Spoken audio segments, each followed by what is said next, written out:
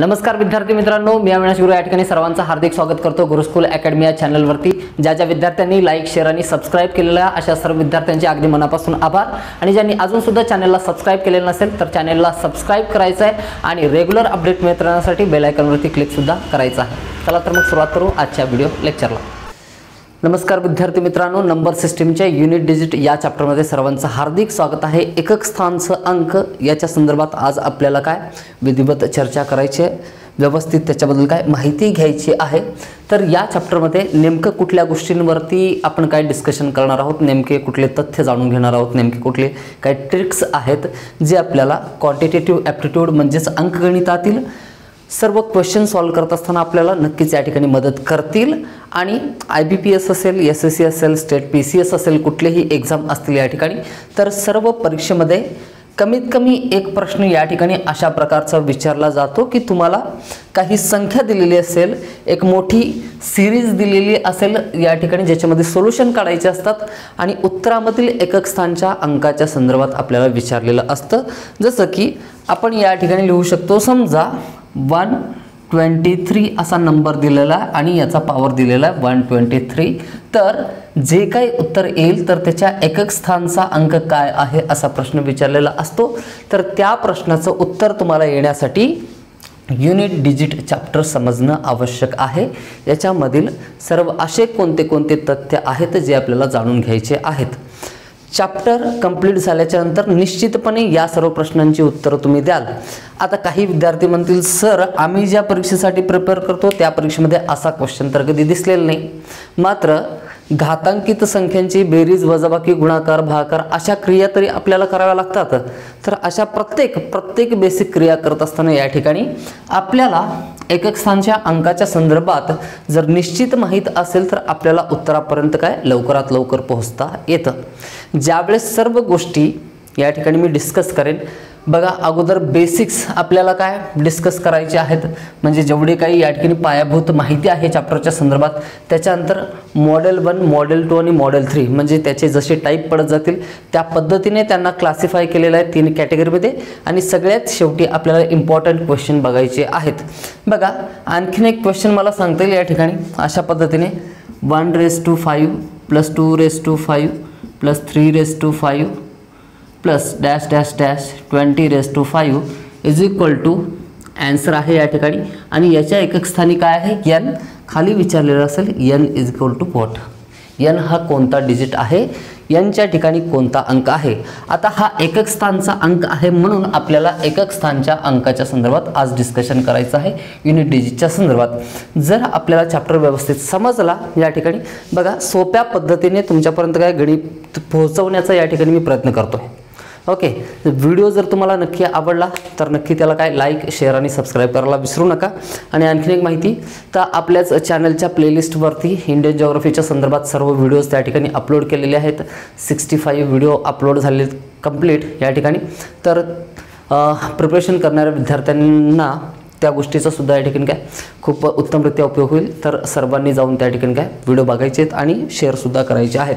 चला तर मग सुरुवात करू आपण काय युनिट डिजिट या चॅप्टरला। एकक स्थानचे अंक बघा, या ठिकाणी एकक स्थानचा अंक बघत असताना आपल्याला बेसिक्समध्ये सगळ्यात अगोदर या ठिकाणी आता गणित दिलेले या ठिकाणी बरेच वेगवेगळ्या प्रकारचे आपण गणित बेसिक्समध्ये लिहिलेले आहेत। तर यांचं उत्तर काढत असताना आपल्याला कंप्लीट आन्सर या ठिकाणी विचारलेलं नाही, कंप्लीट सोल्युशन आपल्याला करायची नाही, संपूर्ण क्रिया करायची नाही। या ठिकाणी 936, 972 आणि 221 यांची बेरीज करायला सांगितलेली आहे।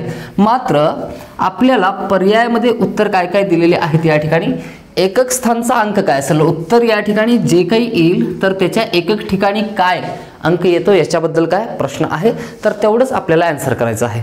आता हे एकक स्थानचा अंक सांगण्यासाठी संपूर्ण क्रिया करत बसायची आहे का, नाही या ठिकाणी। तर एवढंच इनफ असेल। तर 936 मधील एकक स्थानचा अंक, 972 मधील एकक स्थानचा अंक आणि 221 मधील एकक स्थानचा अंक यांची बेरीज केल्याच्या नंतर जी काही संख्या येते तर त्या संख्येतील एकक स्थानचा अंक हाच या ठिकाणी काय असतो, निश्चितपणे असतो हे आपण सांगू शकतो। जसं की 936 मधील 6 अधिक 2 8 अधिक 1 9. तर जे काही उत्तर येईल त्या उत्तराच्या एकक स्थानी निश्चितपणे काय येतं 9 येतं. आता याचं क्रॉस चेकिंग करायचं असेल, पडता घ्यायचं असेल तुम्ही घेऊ शकता. कुठलेही 2 नंबर आपण काय 2 किंवा 3 नंबर घेऊ आपण. 21 प्लस 31 प्लस 71 यांची ॲडिशन करायची. तर यांची ॲडिशन किती येते 1 + 1 + 1 दॅट इज 3. 7 + 3 10 + 2 12. अशा पद्धतीने 123 ॲडिशन येते. आपल्याला काय विचारलं होतं फक्त एकक स्थानचा अंक काय आहे उत्तरातील. तर एकक स्थानच्या अंकांची बेरीज केल्याच्या नंतर एकक स्थानचा अंक उत्तरातील आपल्याला प्राप्त होतो. तेच तर आपण काय डिस्कस करतो या ठिकाणी. एकक स्थानचा अंक काय असेल 9 असेल डेफिनेटली. आता या ठिकाणी या दोघांची सुद्धा बेरीज करत असताना 9 अधिक 4 बरोबर आन्सर किती येईल या ठिकाणी 13 येईल. मग एकक स्थानचा अंक जर सांगायचा झाला तर तो काय असेल या ठिकाणी सेकंड क्वेश्चनसाठी 3 असेल. बघा एक निश्चित लक्षात ठेवा, ज्यावेळेस एकक स्थानचा अंक विचारलेला आहे तर त्यावेळेस दिलेली सर्व क्रिया करायची आवश्यकता नाही.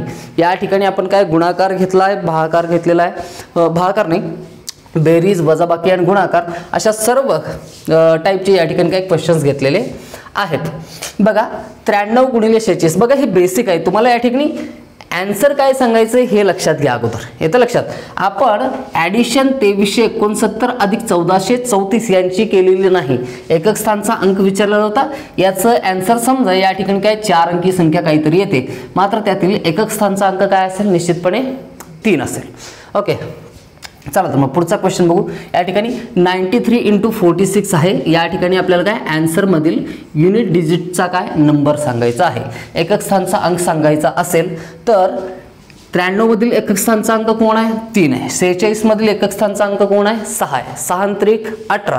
आता 18 मधील या ठिकाणी 8 हा काय असेल एकक स्थानी राहतो. ओके 18 मधील 8 काय असेल या ठिकाणी एकक स्थानी आणि 1 जो आहे तो कॅरी फॉरवर्ड होतो, तो पुढे निघून जातो. त्याचा विचार आपण करायचा नाही. ओके फक्त एकक स्थानच्या अंकांचा गुणाकार करा आणि जे काही उत्तर येईल त्यातील सुद्धा एकक स्थानचा अंक काय असेल आपलं युनिट डिजिटचं नंबर असेल. नेक्स्ट बघा 24 × 98 × 36 दिलेला आहे. आता यांचा गुणाकार करत असताना बघा 8 चौक या ठिकाणी किती येतं आन्सर 32 येतं. आपण लिहू या ठिकाणी 32 × त्याचं मल्टिप्लिकेशन कशासोबत करायचं 6 सोबत. आता 32 आणि 6 या संपूर्ण संख्येचा गुणाकार करायचा आहे का नाही. विचार कशाचा करायचा एकक स्थानचा अंक काढायचा आहे. तर त्यावेळेस दशक स्थानचा अंक कोणता आहे याचा विचार आपल्याला करायचा नाही. त्याच्याबद्दल बिलकुल विचार करायची आवश्यकता नाही. बघा 8 चौक 32 होत असेल तर त्यातील काय एकक स्थानचा अंक कोण आहे 2 आहे. 2 गुणिले यातील काय एकक स्थानचा अंक कोणता आहे 6 आहे. साइन दोन्ही 12. तर 12 मधील सुद्धा एकक स्थानचा अंक कोणता 2. तर या ठिकाणी युनिट डिजिटचा काय युनिट डिजिट काय असेल 2 असेल. एकक स्थानचा अंक काय असेल त्या ठिकाणी 2 असेल अशा पद्धतीने. ओके त्याच पद्धतीने बाकीचे क्वेश्चन सुद्धा आपल्याला काय करायचे आहेत. बघा 1936 - 343 या ठिकाणी 6 - 3 किती येईल या ठिकाणी काय 3 येतं. सिम्पली सर्व वरचे क्वेश्चन तुम्हाला समजलेले असतील तर हा 5th नंबरचा क्वेश्चन समजण्यासाठी काय अवघड जाणार नाही. ओके त्याच्यानंतर 1934 वजा 239 केलेला. आता या ठिकाणी आपल्याला युनिट डिजिटचा नंबर आहे 4 मायनस या ठिकाणी युनिट डिजिटचा नंबर आहे कुठला 9. 4 वजा 9 करायचं. आता 4 मधून 9 तर मायनस होत नाहीत. मग आपण वजाबाकी करत असताना केव्हाही काय करतो या ठिकाणी एक हातचा घेतो. एक नंबर काय आहे 1934 वजा या ठिकाणी काय 9 करायचं आहे. तर यातून 4 मधून 9 वजा करत असताना आपण याला सपोज काय करतो 14 सपोज करतो आणि 14 मधून 9 काढतो. त्याच पद्धतीने इथं सुद्धा करायचं आहे. जर या ठिकाणी दिलेली संख्या जर लहान असेल तर त्याला काय करायचं आपण 14 बनवायचं आहे. 14 वजा 9 किती आला आन्सर 5. तर या ठिकाणी आन्सर काय असेल 5 असेल. ओके त्याच्यानंतर आता या ठिकाणी 7चा काय करायला सांगितलेलं आहे क्यूब करायला सांगितलेलं आहे. बघा म्हणजेच 7चा किती वेळा गुणाकार आहे 7 × 7 × 7.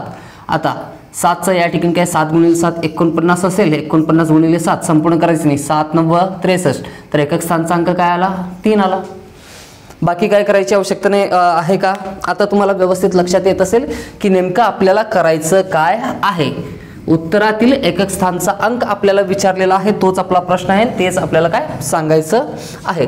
7चा या ठिकाणी काय चौथा घाताक. बघा याला असं करता येईल आपल्याला 7 × 7 × 7 × 7 7 × 49 49 × 7 63. मग 3 × 7 21 1 असं सुद्धा काढता येईल. किंवा असं सांगता येतं आपल्याला 49 × 49 तर एकक स्थानी काय काय राहतील 9 आणि 9, 9 गुणिले 9 81. तर एकक स्थानी काय येते या ठिकाणी 1. कुठल्याही पद्धतीनं जावा, शेवटी एकक स्थानचा अंक कोणता येणार आहे 1 हाच येणार आहे. 81चा या ठिकाणी क्यूब केलेला आहे बघा, 81 गुणिले 81 गुणिले 81. एकक स्थानचे अंक कोणते कोणते आहेत 1 1 1. आता 1चा गुणाकार किती वेळा करा, त्या ठिकाणी उत्तर बदलेल का नाही, त्या ठिकाणी नेहमी एकक स्थानी काय येतं 1 हेच काय आन्सर येतं. तर अशा पद्धतीने हे काही बेसिक क्वेश्चन्स होते जे आपण बघितलेले आहेत. तर अशा पद्धतीने आता हे मॉडेल 1चा क्वेश्चन काय, हे अगदी बेसिक आहे हे सगळं. तर एवढे सिंपल क्वेश्चन्स आपल्याला काय विचारले जात नाहीत. बघा स्पर्धा एवढी वाढलेली आहे, कॉम्पिटिटर्स एवढे वाढलेले आहेत की स्पर्धा परीक्षेमध्ये येणारा क्वेश्चन जो आहे तो थोडासा ॲडव्हान्स लेवलचा बनलेला आहे. ओके, आता हे डिपेंड पण करतं की कोणत्या पोस्टसाठी पेपर होतोय आणि मग त्यातील क्वेश्चनचं नेचर काय असेल. ओके, या सर्व गोष्टींचं काय आपल्याला काय कल्पना असेल. मात्र कुठलाही पेपर जरी असला तरी हे सगळं बेसिक आपण समजून घेतल्याशिवाय आपण मॉडेल 1, मॉडेल 2, मॉडेल 3 कडे किंवा व्हेरी इम्पॉर्टंट क्वेश्चन्स जे आहेत तर त्या क्वेश्चन्सपर्यंत काय पोहोचू शकत नाही. हे संपूर्ण काय ही तयारी आहे संपूर्ण चॅप्टर काय आपल्या लक्षात येण्यासाठी. तर यातील मॉडेल 1 काय तो आपण बघू. काही नंबर्स आहेत त्यांच्या बाबतीत काही विशिष्ट गुणधर्म असतात. सर्व गुणधर्म आपण काय या ठिकाणी काय ट्रायल आणि एरर मेथडनी करून बघून या ठिकाणी काय तुम्हाला समजावून सांगून मग तुम्हाला काय फॅक्ट लिहून देईन मी त्या संख्यांच्या संदर्भात. ओके, चला तर मग बघू आपण. अशा पद्धतीने सर्व बेसिक क्वेश्चनवरती चर्चा केल्याच्या नंतर आपण काय काढत होतो, एखादं काय गणित दिलेलं असेल तर त्या गणिताचं उत्तर जे येईल तर त्या उत्तरातील एकक स्थानचा अंक काय असा आपला प्रश्न आहे आणि तेच आपल्याला काय आन्सर सांगायचं आहे. तर त्या संदर्भात मॉडेल 1 बघत असताना, टाईप 1 बघत असताना कुठल्या कुठल्या संख्यांचा समावेश या ठिकाणी मॉडेल 1 मध्ये होतो, त्यांच्या संदर्भात स्पेसिफिक रूल काय आहे ज्याचा उपयोग आपल्याला कशाला होईल, फर्दर कॉम्पिटिटिव्ह ॲप्टिट्यूडमधील जे मेजर प्रॉब्लेम्स आहेत ते सॉल्व्ह करत असताना मल्टिप्लिकेशन असेल डिव्हिजन असेल त्या ठिकाणी होईल. बघा अशा पद्धतीने नियम आपल्याला काय सांगता येईल. कुठलीही एखादी काय संख्या आहे, समजा एखादी संख्या आहे अशा पद्धतीनं आणि त्याच्या एकक स्थानी काय आहे 0 आहे. मग ती संख्या 100 असू शकते, 110 असू शकेल, 120 असू शकेल किंवा ती संख्या 50 असू शकेल. या संख्येचा आपण समजा काय वर्ग करतोय. वर्ग करत असताना या ठिकाणी जे काही उत्तर येईल, समजा 10चा वर्ग करतोय तर 10चा वर्ग केल्याच्या नंतर जे काय आन्सर येतं त्याच्या एकक स्थानी निश्चितपणे काय येतं 0. 10 गुणिले 10 काय येईल 100 येईल. ओके, 100चा वर्ग करतोय आपण या ठिकाणी, 100चा काय करतोय समजा वर्ग करतोय. तर 100चा वर्ग करत असताना त्याचा आन्सर जे काही येईल त्याच्या एकक स्थानी काय येईल त्या ठिकाणी 0 येतं. समजा या ठिकाणी 10 आहे, 10चा तिसरा घातांक आपण करतोय. 10 गुणिले 10 गुणिले 10 जर केलं तर उत्तर जे काही येईल, आन्सर जे काही येईल त्याच्या एकक स्थानी काय येणार आहे त्या ठिकाणी निश्चितपणे 0 येणार आहे. म्हणजे 10चा कितवाही जर घातांक केला, समजा 10 असेल किंवा मी काय सांगतोय समजा 10च्या संदर्भात समजून घ्या, 10चा कितवाही घातांक केला, 7वा केला, 8वा केला, 10वा केला, सर्व संख्यांचा गुणाकार केल्याच्या नंतर जे काय आन्सर येईल त्याच्या एकक स्थानी काय येतं 0 येतं. म्हणजे युनिट डिजिटच्या बाबतीत, एकक स्थानच्या अंकाच्या बाबतीत मला असं सांगता येईल कोणतीही संख्या असेल ज्याच्या एकक स्थानी 0 आहे त्याचा कितवाही घातांक करा तर त्याचे आन्सर जे येतं आन्सरमध्ये काय, आन्सरमध्ये युनिट डिजिटचा नंबर जो आहे तो चेंज होतो का, होत नाही. तर असे कुठले कुठले नंबर आहेत त्या सर्वांना एका ग्रुपमध्ये ठेवलेलं आहे, त्याला म्हणलेलं आहे आपण मॉडेल नंबर 1. दुसरी एक संख्या 0च्या नंतर कोणतीही संख्या या ठिकाणी आहे ज्याच्या एकक स्थानी काय आहे 1 आहे आणि त्याचा दुसरा घातांक करतोय, तिसरा घातांक करतोय, चौथा, 5वा असेल, 6वा असेल, कितवाही घातांक करा तर उत्तर जे काही येईल n वा घातांक या ठिकाणी उत्तर जे काही येईल त्याच्या एकक स्थानी नेहमी काय असतं 1 असतं. समजा आपण असं करू या ठिकाणी अशा पद्धतीने, समजा 11चा वर्ग केला तर तो किती येतो 121. 121 गुणिले 11 करा काय येईल म्हणजे 11चा तिसरा घातांक, एकक स्थानी काय येतं 1. आता आलेलं जे काही उत्तर आहे त्याला 11ने गुणाकार करा तरी सुद्धा एकक स्थानी काय येईल 1च येतं या ठिकाणी.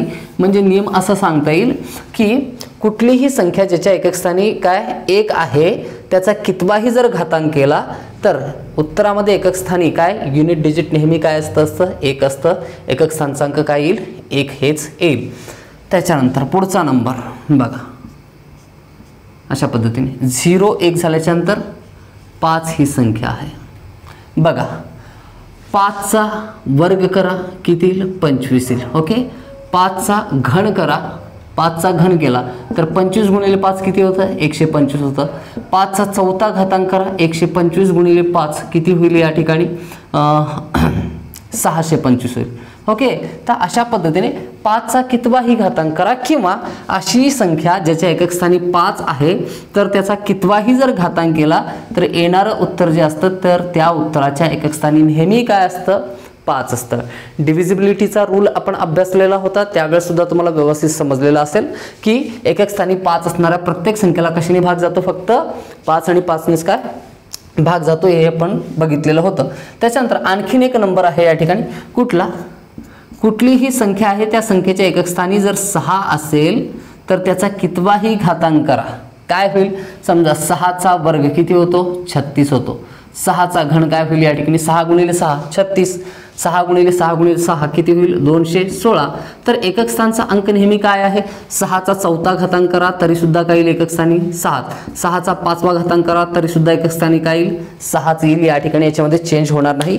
म्हणजेच मॉडेल 1 मध्ये 4 अंकांचा समावेश आहे। कुठल्या 0 1 5 and 6, 0 1 5 आणि 6 काय जर एखाद्या संख्येच्या एकक स्थानी असतील आणि त्याचा कितवाही घातांक केला, म्हणून आपण घातांक काय लिहिलेला आहे मी n वा घातांक लिहिलेला आहे, कितवाही घातांक केला तर उत्तरामध्ये काय नो चेंज होतं, नो चेंज। 0 असेल तर 0, 1 असेल तर 1, 5 असेल तर 5 and if it is 6 it will remain 6। तर याच्यामध्ये काही चेंजेस होणार नाहीत। तर आता हा मॉडेल 1 आपल्याला समजलेला असेल तर आपल्याला अशा पद्धतीने अगदी भीती घालणारा क्वेश्चन आपल्याला दिलेला असतो। बापरे एवढी मोठी संख्या दिली 266 चा इंडेक्स दिले 13 आणि 395 चा इंडेक्स दिले 45। आपल्याला ना की 9 येतात वर्ग आणि घन पाठ करत असताना।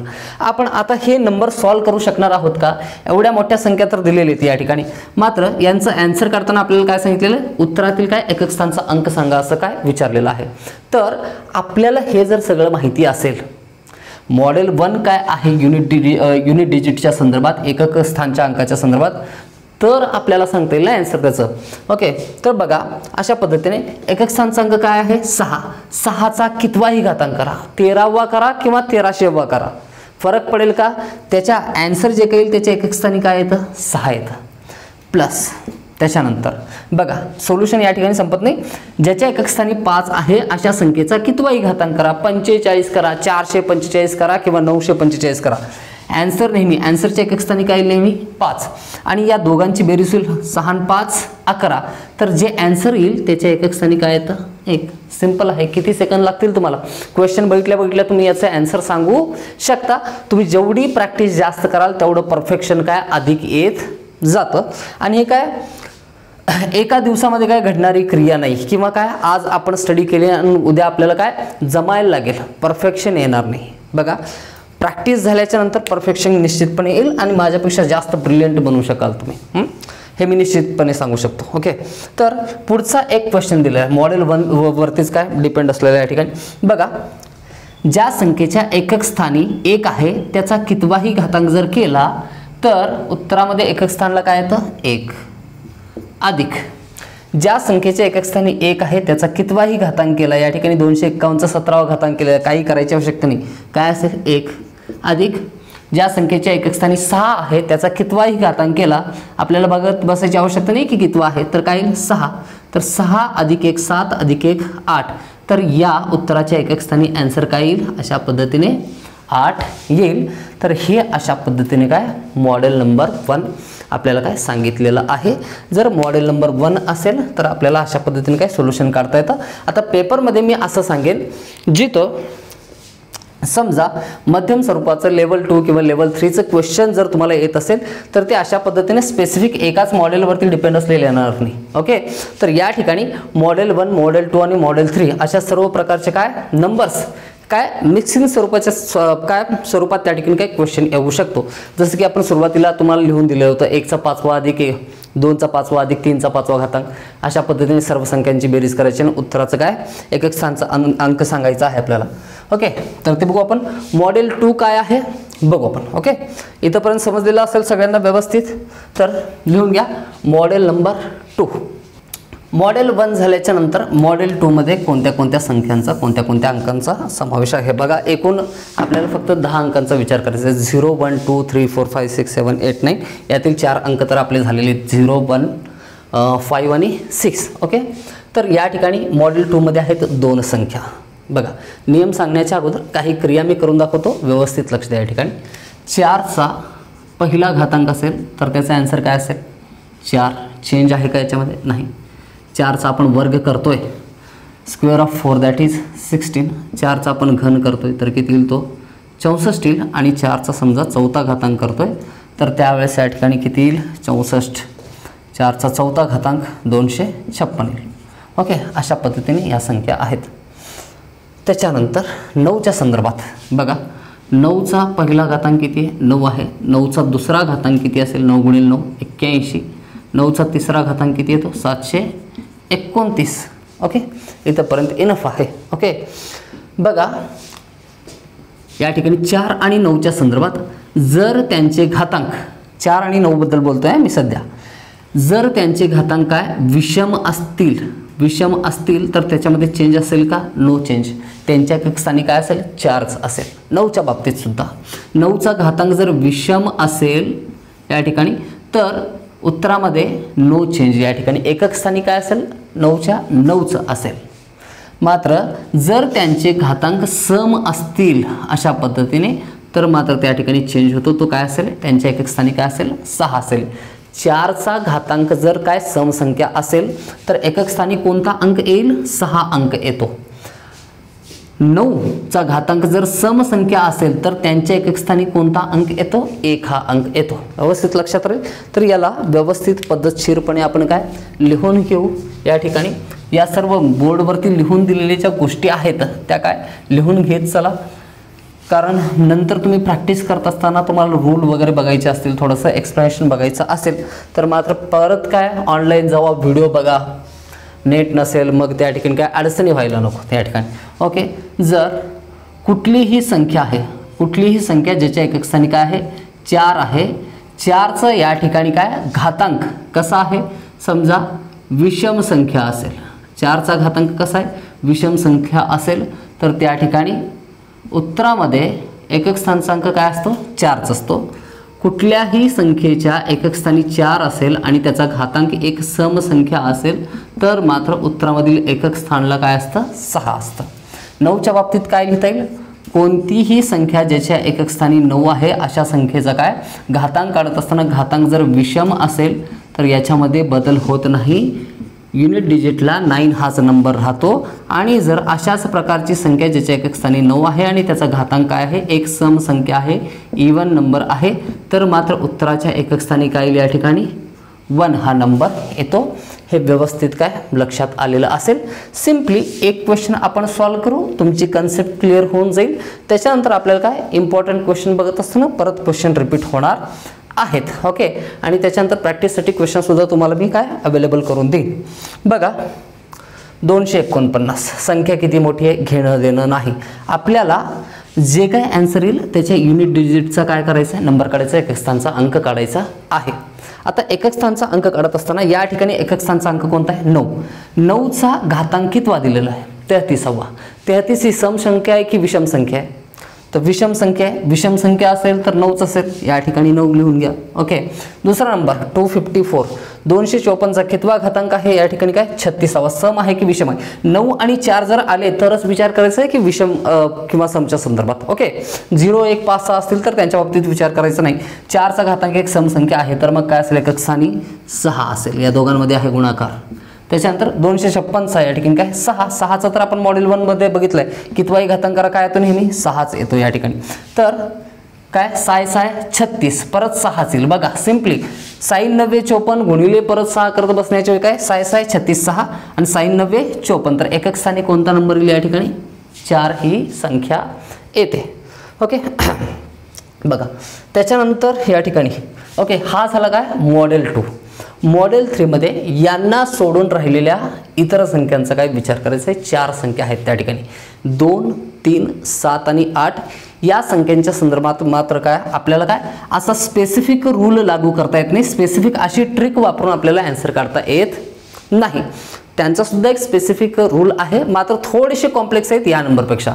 मात्र एकदा जर तुम्हाला सांगितलं तर त्यासाठी अवघड काही नाही। 2चा पहिला, दुसरा, तिसरा, चौथा घातांक तर आपल्याला माहिती आहे, 3चा माहिती आहे, 7चा माहिती आहे, 8चा माहिती आहे, तर अवघड काहीच नाही। एकदा आपण जर बघितलं तर तुम्हाला काय या सर्व गोष्टी काय अगदी सहज आणि काय सोप्या बनून जातील। तर अशा पद्धतीने बेसिक मॉडेल 1 आणि मॉडेल 2 वरती व्यवस्थित आपण चर्चा केलेली। आय होप सर्व गोष्टी तुम्हाला व्यवस्थित इथपर्यंत समजलेल्या असतील। थोड्याशा गोष्टी कॉम्प्लेक्स आहेत, आपण काय सेकंड पार्ट बनवून व्हिडिओचा ज्याच्यामध्ये काय मॉडेल 3 ज्याच्यामध्ये थोडंसं काय आपल्याला जास्त माहिती बघायचं आहे आणि इम्पॉर्टंट क्वेश्चन सुद्धा असतील जे वेगवेगळ्या काय स्पर्धा परीक्षांमध्ये विचारले गेलेले आहेत। त्या प्रश्नांची उत्तरं कशी काढायची आणि युनिट डिजिट या चॅप्टरचा उपयोग कोणत्या पद्धतीने आपल्याला करतील या सर्व गोष्टींवरती चर्चा आपण उद्याच्या व्हिडिओमध्ये करू, म्हणजे सेकंड पार्टमध्ये करू। व्हिडिओ तुम्हाला नक्की आवडलेला असेल तर निश्चितपणे आपल्या मित्रांना मैत्रिणींना शेअर करायला विसरायचं नाही आणि लाईक करा आणि तुमच्या अभिप्राय काय आहेत हे काय व्हिडिओच्या कमेंट बॉक्समध्ये नक्की कळवा।